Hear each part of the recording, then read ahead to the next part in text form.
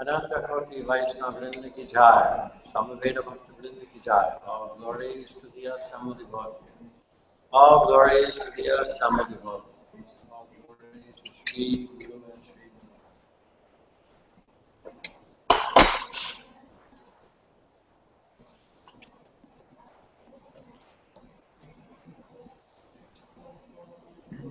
Guru.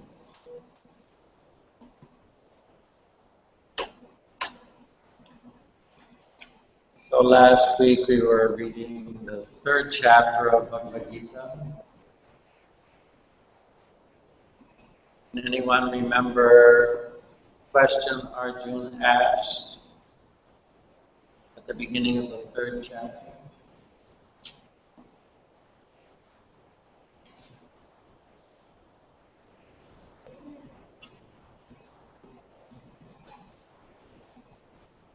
He didn't actually ask a question, but he had a request. Arjuna was saying that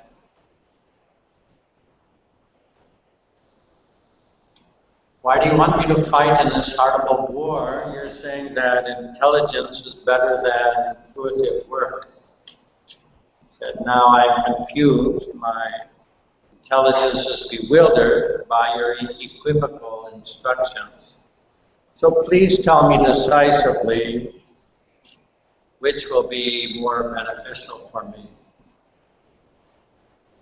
So Srila Prabhupada explains that, as people often do, Arjuna was thinking that spiritual life means to withdraw from material activities. So it is of course true that spiritual life means to withdraw from activities which are meant for fruitive result. So Arjuna was thinking then, since spiritual life means to get out of the bondage of karma, for every action that we perform there's a reaction. So by acting on the material platform, we are preparing for our future bondage in material life. So spiritual life means to give up fruitive activity or karma to stop the chain of action and reaction. So Arjuna is asking, then why you're asking me to fight? It just seems like another kind of karma. So Arjuna says, please tell me clearly what is best. Then Krishna says in reply that in this world, I've already explained, in this world there are two classes of transcendentalists, for those who are trying to get out of the cycle of repeated birth and death. There are the Jnana yogis who study Sankhya, and there are the karma yogis who engage in active service. Then Krishna says that Actually, there's no question of giving up activity, because the soul is by nature active. We are active at every moment. There's no question of giving up activity. And he said that those who artificially try to renounce work, sit in some kind of meditation or yoga practice, but inwardly dwell upon sense gratification, they are pretenders. Better, he said, that one should control his senses and engage his activities in works of devotion. So we came up to text 9, where Krishna says work has to be performed as yajna or sacrifice. Otherwise, work binds one to this material world.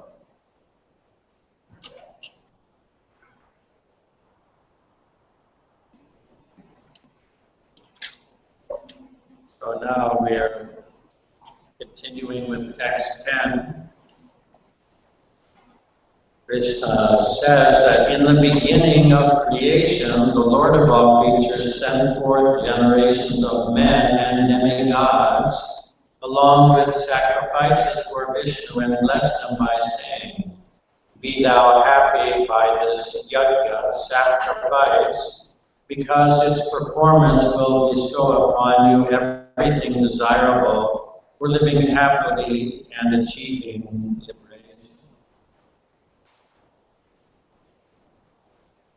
So the idea is that at the beginning of creation, the Lord created man and the devas, the demigods, and prescribed sacrifices. And that is further explained in the next verse.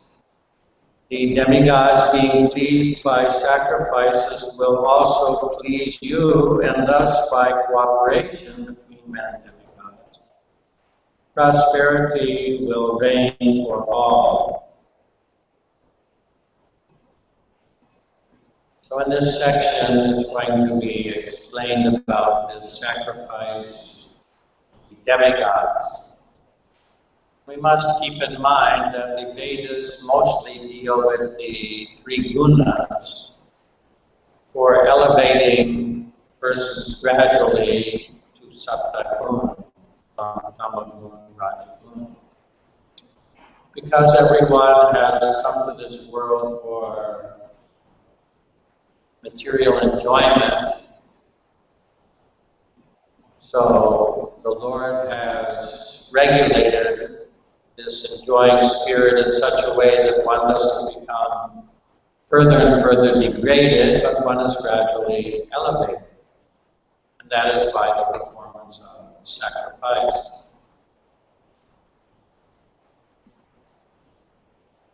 So here it is talking about men and demigods. Of course, we have experience of men, but we don't have direct experience of demigods.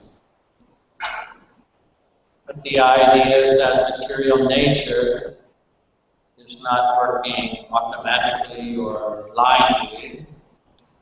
Material nature is working under the direction of superior guidance and superior intelligence. Ultimately, material nature is working under the direction of Krishna. Krishna says in BhagavadGita, Maya Japsena Prakriti. Material nature is working under my supervision. But it is understood that he is not supervising material nature in all aspects directly. He has appointed administrative heads for dealing with the different departments. But we cannot see these department heads, but that does not mean that they do not exist.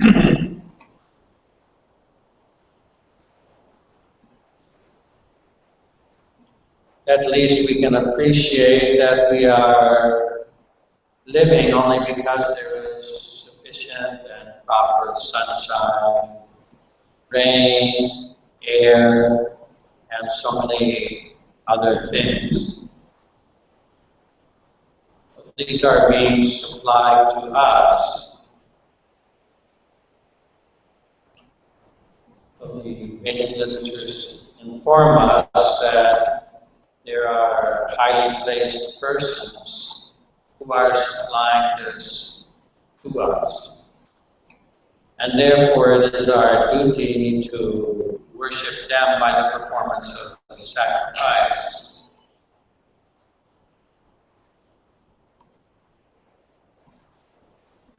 Generally, in the current age, it is thought that nature is working blindly or automatically.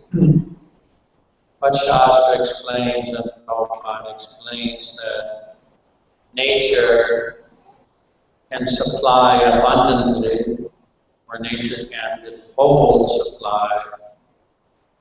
That depends upon the behavior of us, the people who are receiving the supply. In a godly society, nature is very pleased to supply everything in abundance.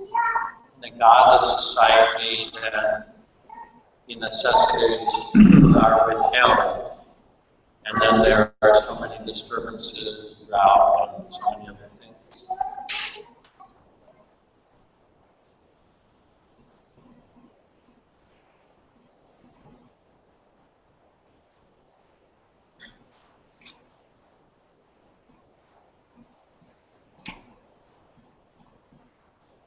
But text 12, in charge of the various necessities of life, the demigods, being satisfied by the performance of yajna, sacrifice, will supply all necessities to you. But he who enjoys such gifts without offering them to the demigods in return is certainly a thief.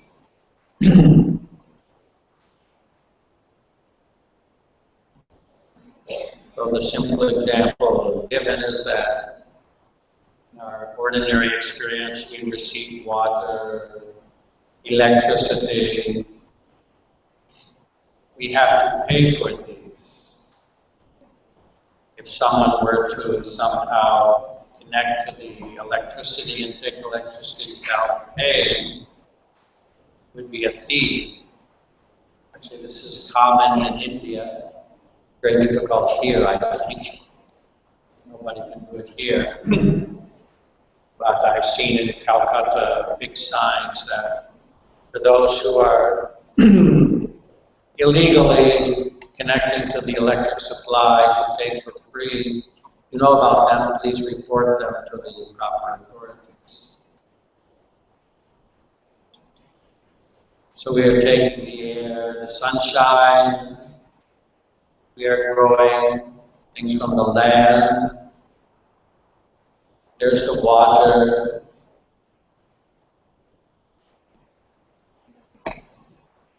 So we are receiving so many things from nature. We must give back by the performance of sacrifice.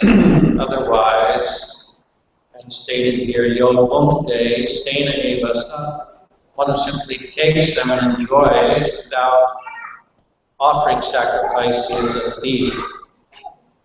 Prabhuji, so here Krishna is suggesting that we should also worship demigods, right? Pardon? Is Krishna suggesting here that we should also worship demigods? Well, he's not suggesting that we worship demigods, but he's explaining that along with the creation of the universe, men and demigods were created along with sacrifices. But his actual recommendations that we will see later on. This is the general system. But BhagavadGita is also called Gita Upanishad. It is the essence of transcendental philosophy. It is not just the ordinary meant for everyone. In the 7th chapter, Krishna says, Manushanam sahasreshu kaschid yatati siddhaya. Out of thousands, you'll only find one who is trying for perfection. So BhagavadGita is for that one, but Krishna is speaking about the general, which is for the thousands. He's explaining the system, but not making a recommendation. Recommendation especially comes at the end, Sarva Dharmana Parityajya Mameka Sharanam Vraja. Give up all the other dharmas and just surrender them to me alone, Mameka. Text 13. The devotees of the Lord are released from all kinds of sins because they eat food which is offered first for sacrifice. Others who prepare food for personal sense enjoyment barely eat only sin.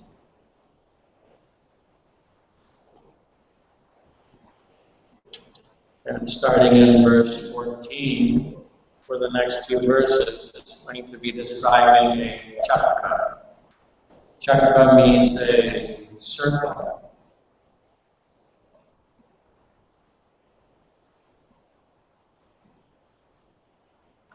And Krishna will say that those who follow this circle, they're rightly situated. Those who do not, they're living in vain. Their life is of no use.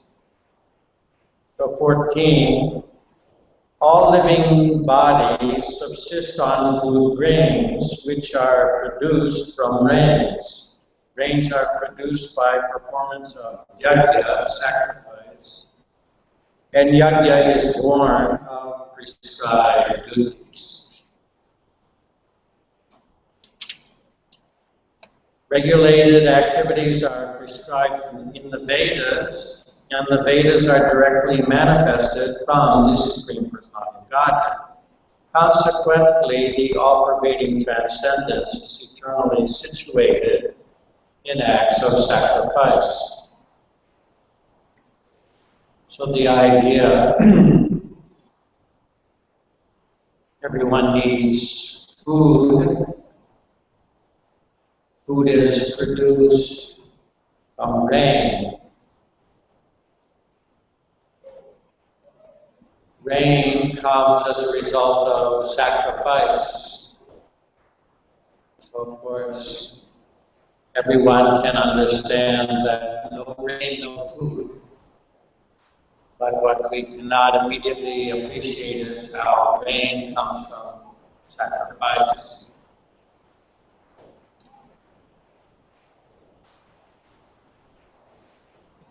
But there are many things which we cannot perceive.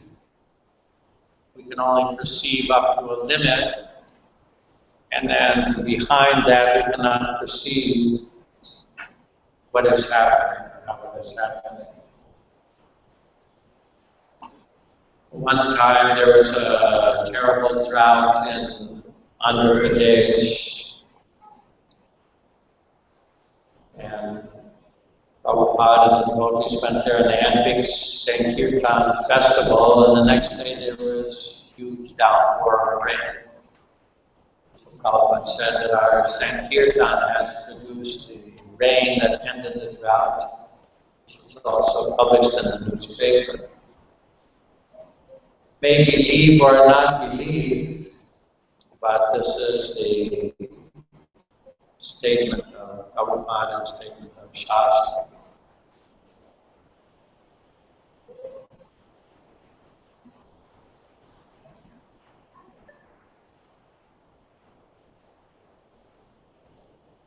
Yajna is prescribed according to one's prescribed duties, as mentioned in the Vedas. The Varnashram system, Brahmanas, Kshatriyas, Vaishyas, Shudras, they all have their duties prescribed in the Shastra. And the sacrifices are prescribed along with these duties. And these regulated activities prescribed in the Vedas are directly enunciated by the Supreme Lord. Armantu Sakshat Prabhakranitam. So therefore, the Transcendental Lord's presence is there in the performance of sacrifice and the performance of one's prescribed duties. And in 16, my dear Arjuna, one who does not follow in human life the cycle of sacrifice thus established by the Vedas certainly leads a life full of sin. Living only for the satisfaction of the senses, such a person lives in vain. By the performance of sacrifice, the demigods are pleased, they supply abundant rain. And from abundant rain there is good crops, production of grains. Then these are offered again in sacrifice, and again the demigods are pleased, and again there is sufficient rain. In this way it is a cycle.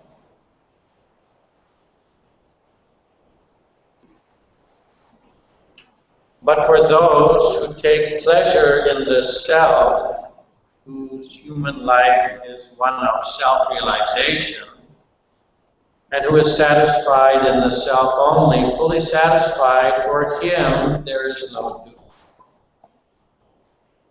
So here's also an answer to your question, that the prescribed duties, including sacrifices, which are to be performed for the satisfaction of the demigods, will then supply amply the necessities of life. These duties are not required to be performed by those who are transcendentally situated. If one is Atmarati, if one takes pleasure in the self,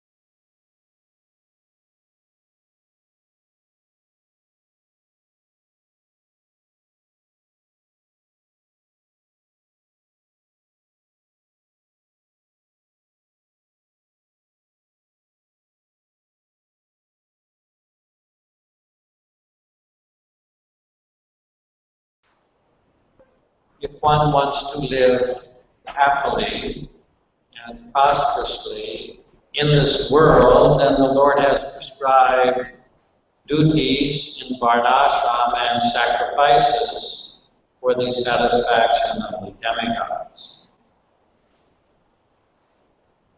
For those fewer persons who are not interested in the so-called good position or happiness of the material world, but who want to get out of the cycle of repeated birth and death, then they don't have to take part in the system. But still, Krishna says, still they should perform their duty even though they don't have to. It will be explained in the next verses. just to set the good example for other persons. One should perform his duty, but only as duty, not for any personal attachment, not with any personal attachment.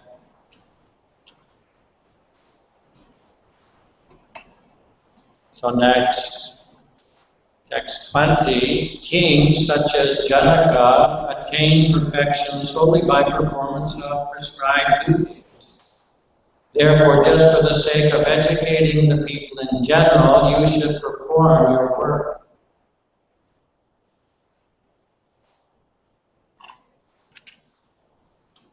And the next verse is often quoted.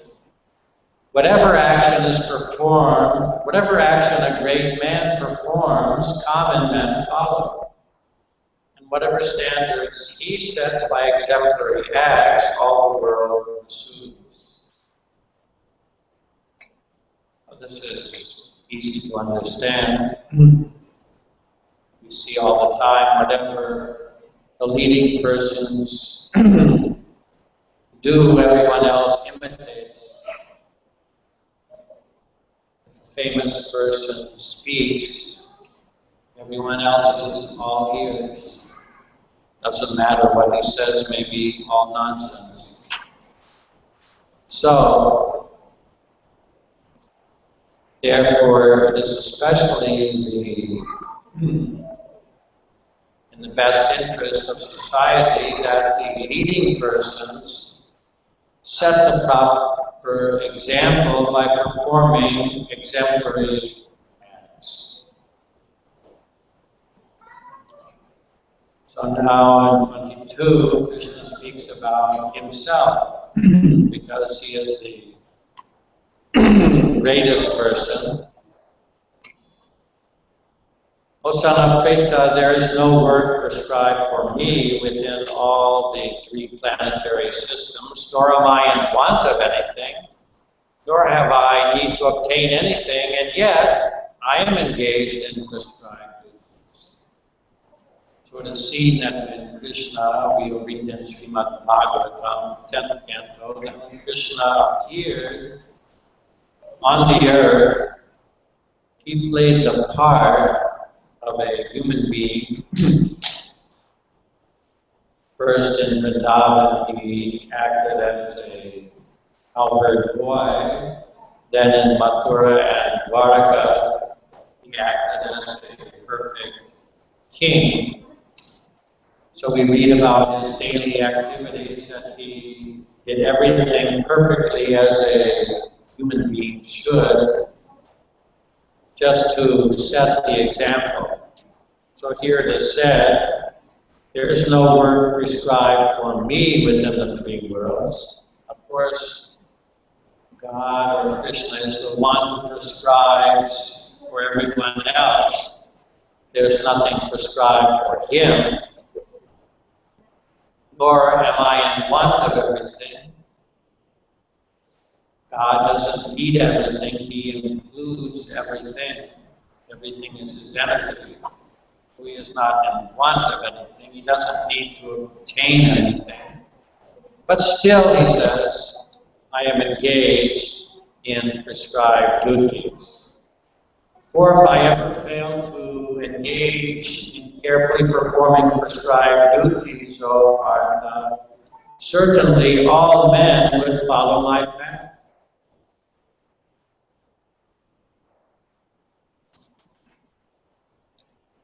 If I did not perform prescribed duties, all these worlds would be put into ruination.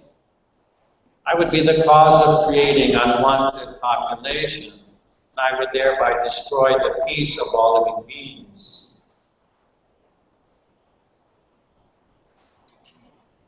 So Krishna, our God, is the leader of all living beings.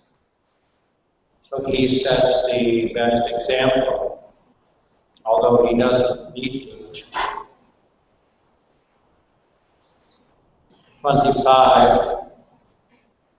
As the ignorant perform their duties with attachment to results, the learned man the learned may similarly act, but without attachment, for the sake of leading people on the right path.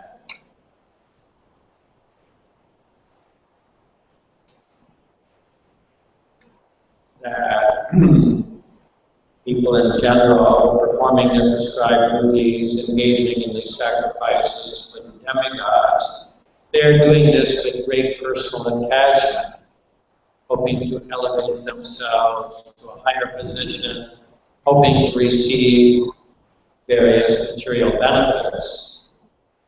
So here Krishna is telling Arjuna that a transcendentalist should act just in the same way, but without attachment, just to lead people on the right path. So as not to disrupt the minds of ignorant men attached to the fruitive results of prescribed duties, a learned person should not induce them to stop work. Rather, by working in the spirit of devotion, he should engage them in all sorts of activities for the gradual development of Krishna consciousness. So Arjuna was thinking, I don't want to fight. I want to avoid my duty because the result appears repugnant to me. But in this chapter, Krishna is saying that if you don't perform your duty, then you'll just encourage all other people to do the same as you. People will give up their duties and society will become chaotic. That even you don't care to have victory, to win a kingdom, enjoy royal opulence, still you should act as a Kshatriya, perform your duty just to lead people on the right path.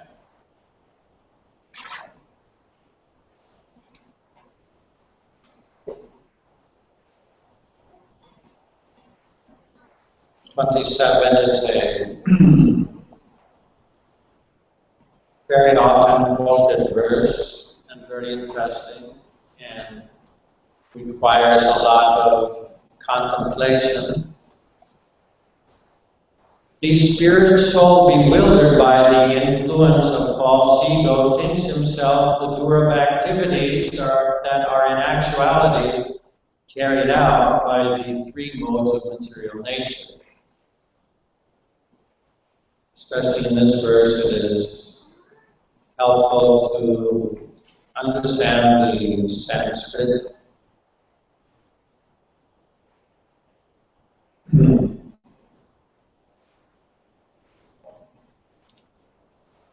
We will discuss this verse in some more detail. Ahankara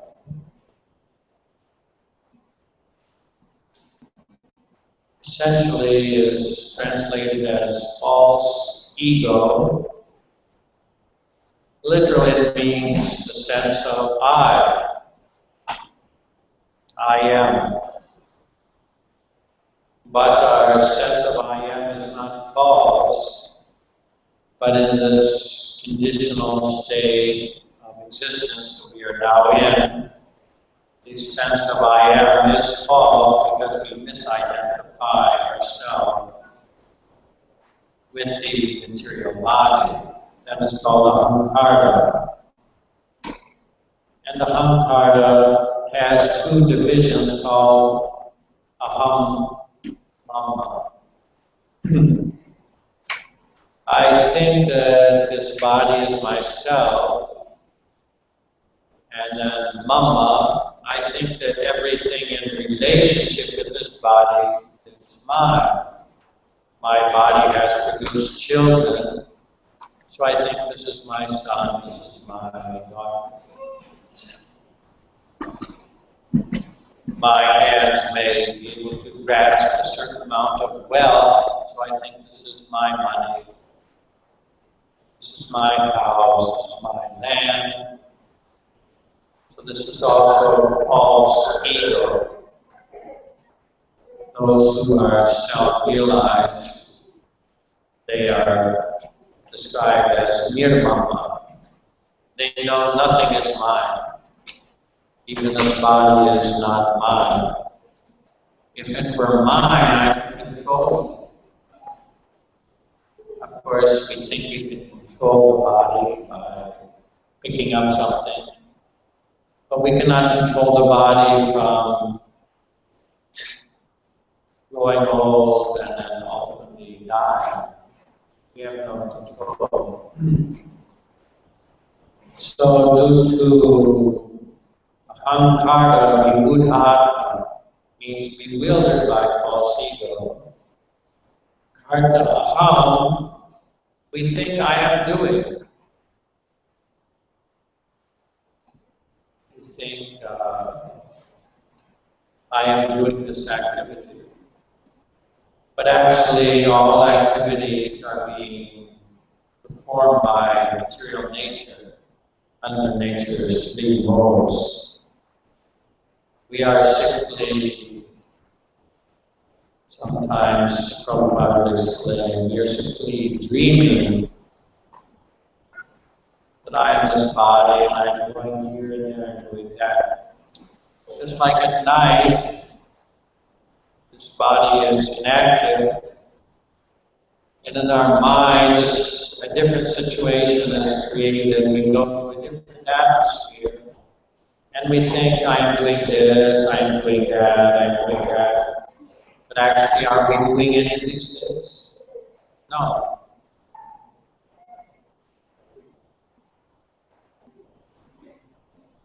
It is just a creation of the mind while sleeping.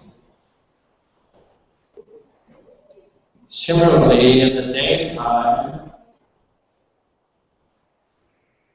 material nature has provided this material body which we identify,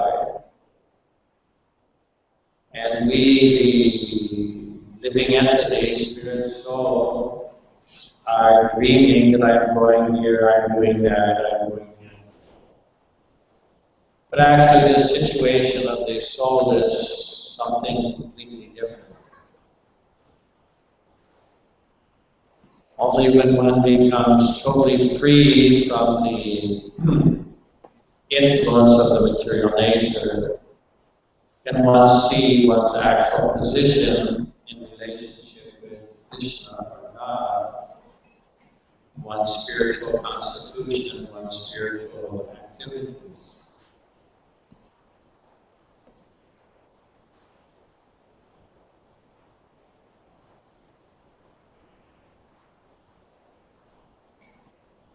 Just like, for example, suppose you're eating something. You think, I am eating, but actually you're not the body. You're not eating.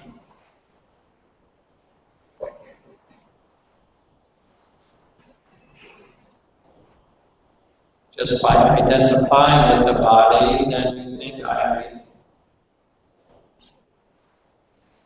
Suppose you're playing a video game, and the person on the screen is, which you are controlling, in a sense controlling, is shooting somebody or fighting. You think, oh, I have defeated you. But actually, you have not done anything. It's only due to identification that the feeling that I am doing is there. Anyway, this is a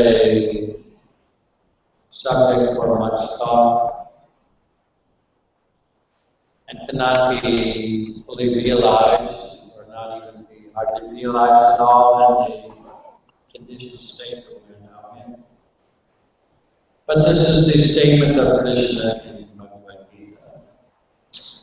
Now one may wonder, why is this verse coming here?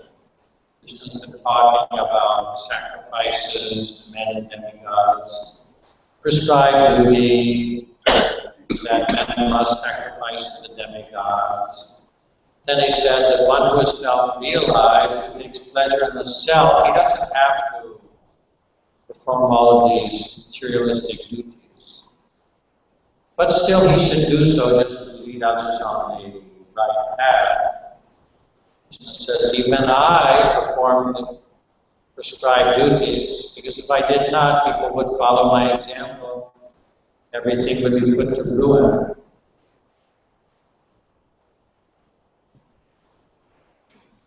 So, just before this verse he said, so as not to disrupt the minds of ignorant men attached to the fruitive results of prescribed duties, a learned person should not induce them to stop work. Those who are self-realized or sincerely trying for self-realization, they could stop work. But if ordinary persons try to imitate the same thing, then it would just be a farce. In practical terms, in ISKCON, we learned from the beginning that Haridas Thakur, every day was saying, Rama Charita Sri Haridas Thakur Ki Jai. Haridas Thakur was an associate of Sri Chaitanya Mahaprabhu. He had no work. He was throughout the day and night chanting 3 lakhs names of Krishna. And sometimes Prabhupada's disciples say, no, I also would like to just sit down in Mayapur, Vrindavan, and chant, not do anything. But Prabhupada frequently explains, do not imitate Das Thakur or Goswami. If you try to immaturely, you'll just sit down and then think of women and money. So,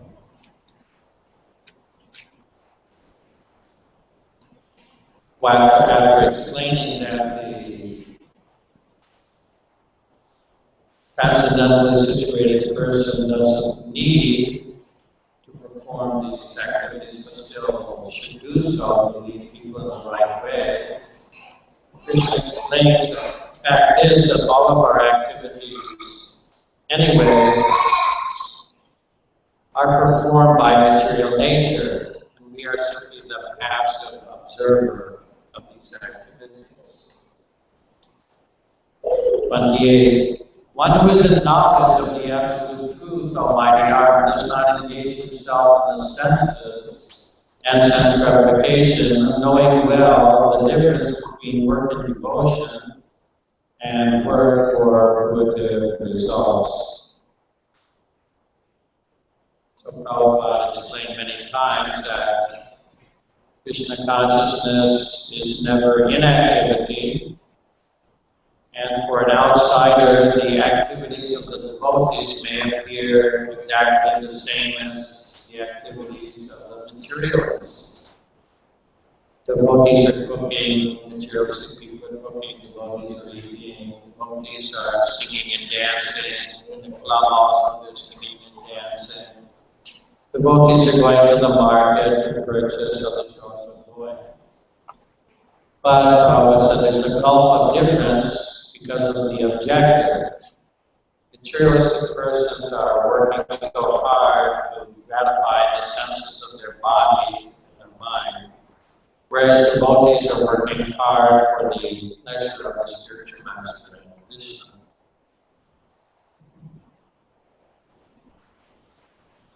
So this verse says, those who are in knowledge of the absolute truth, they can understand very well the difference between work and devotion and work for fruitive results. Bewildered by the laws of material nature, the ignorant fully engage themselves in material activities and become attached. But the wise should not unsettle them, although these duties are inferior to the performer's lack of knowledge.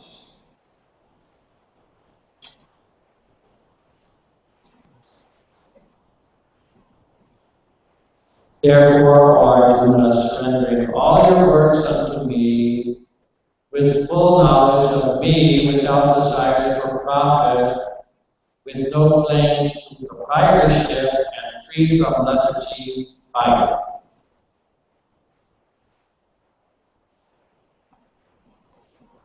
So we've often said the whole purpose of BhagavadGita is that in the beginning Arjuna didn't want to fight. Krishna is explaining philosophically in so many ways this conclusion, now fight.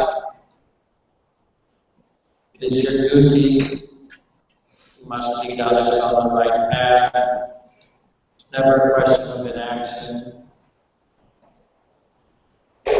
As a devotee, as a transcendentalist, fight, but not for your personal gain, not with any desire for profit, and with no claim of proprietorship. Free from lethargy, free from laziness, get up and fight. So are there any questions?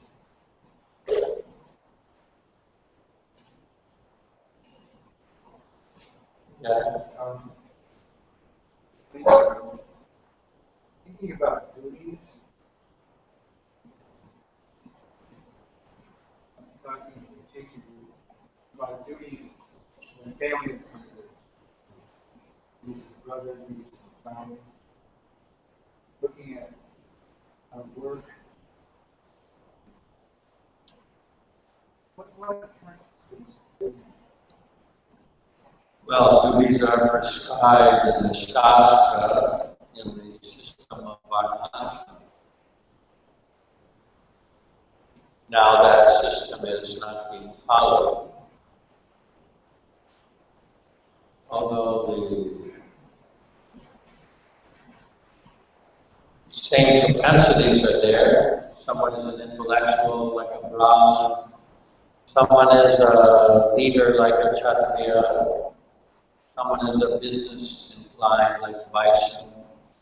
Someone has not so much intelligence but just works hard and Shudra. But in the present age, they're not following the proper duties prescribed for their varna.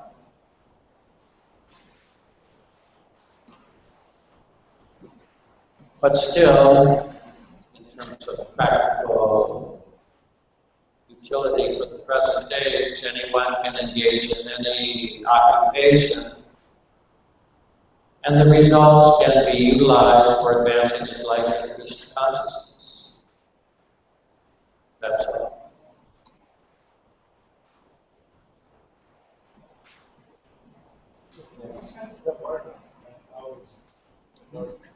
How is the varna said?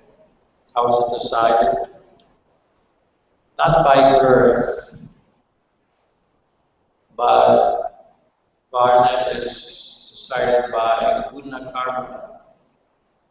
Or practically, you could say that in this age, everything is mixed up.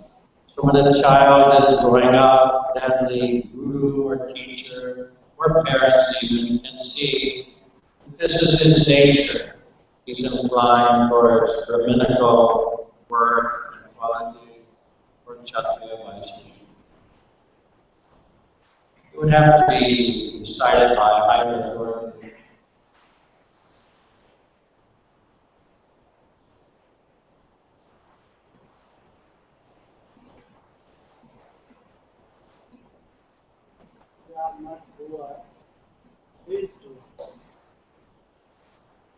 Prakrite Kriyamana.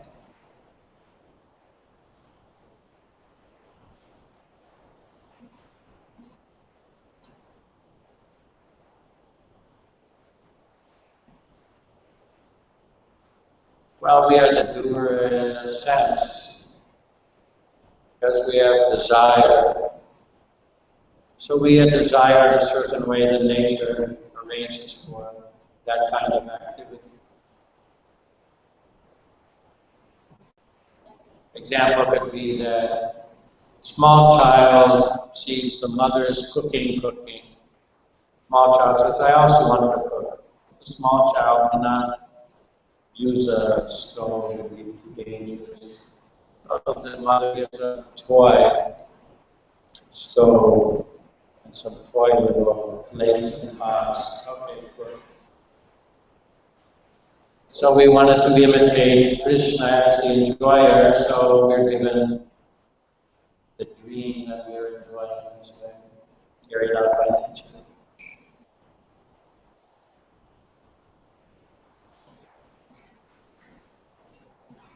Actually cannot understand really. We are the doer and are not the doer.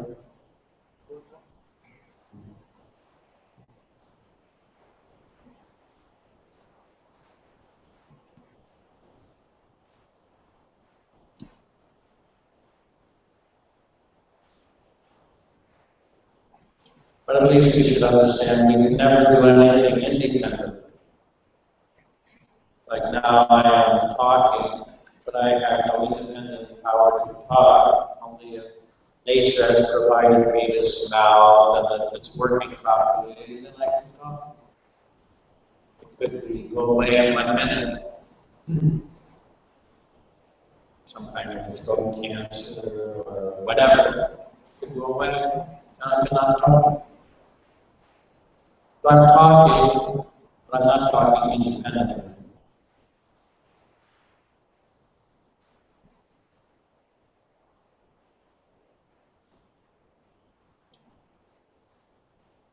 Another question? Yeah.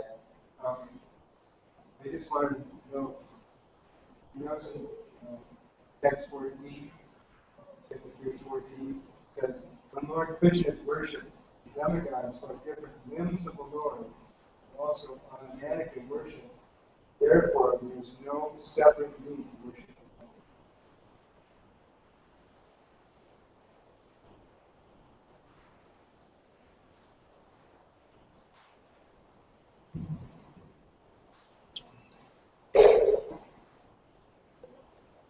So I'll take this opportunity. I went to India and I brought back a few of my books. If anyone is interested, can read all the stories from Srimad Bhagavatam in a very simple way. Can read the pastimes of Lord Chaitanya. Prabhupada translated the entire Bhagavatam. It was going to be in 60 volumes. I studied it and just told it in a simple way in one volume. Chaitanya Charitamrita was originally in 17 volumes, now it's in 9 volumes. This is an easy way through the pastimes of the stories.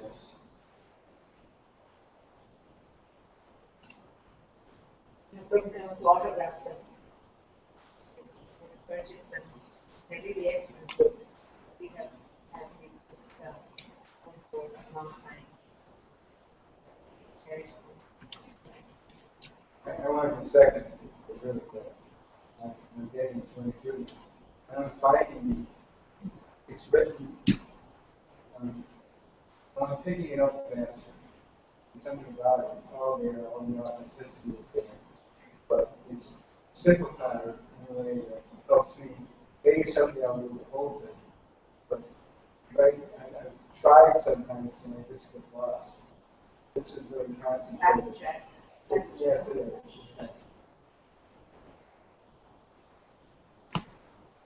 All right, thank you, Hare Krishna.